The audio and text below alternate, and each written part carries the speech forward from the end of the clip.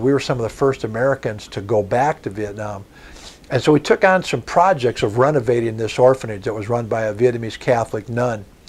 And after the first project that we finished up, we had to meet with the social services director for all of the Saigon area. Now, Saigon at this time was a city of 9 million people. The social service director was a retired North Vietnamese Army colonel. And so, because we were veterans, and you meet other veterans, they're always asking, well, what year were you here? Who did you serve with? And what part of the country? Well, in 1966, on a search and destroy operation, my company walked into a regimental command post, and we were surrounded by probably several thousand North Vietnamese regulars.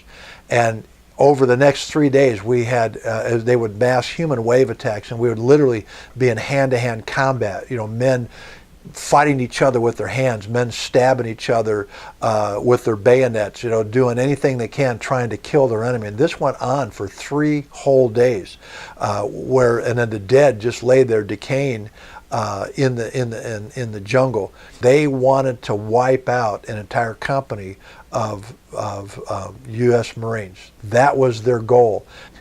We discovered that the colonel, who's the head of social services that I'm meeting with, was the battalion or the regimental commander of that regiment. He realized that many of my friends were dead because of his actions during the war. And so it's this really awkward silence in the room.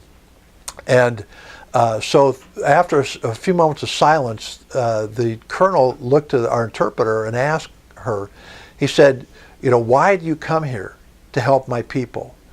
He said, we've had many people and organizations, secular organizations, come to Vietnam and say they want to help, and they leave and we never see them again. He said, but this may seem like a small thing to you, but it's not a small thing to us.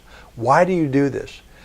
And so I looked across the table at this colonel and I said, sir, because Jesus Christ has healed all the pain that was associated with my experience here in Vietnam, that I can say to you that I love you and God loves you. And when I said that, the interpreter was translating this, and all of a sudden when I said I love you and God loves you, she just began to bawl. Now, the Americans are on one side of the table, the communists are on the other side of the table, and here's the interpreter at the other end of the table bawling. And everybody on that side of the table and my side of the table is looking at the interpreter, and the communists are thinking, what did he say to make this sweet young girl start bawling?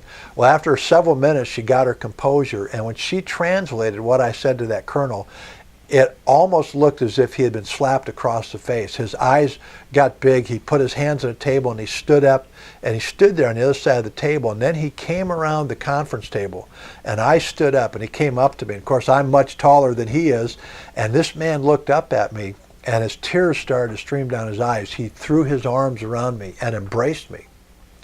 And after, he cried and I cried.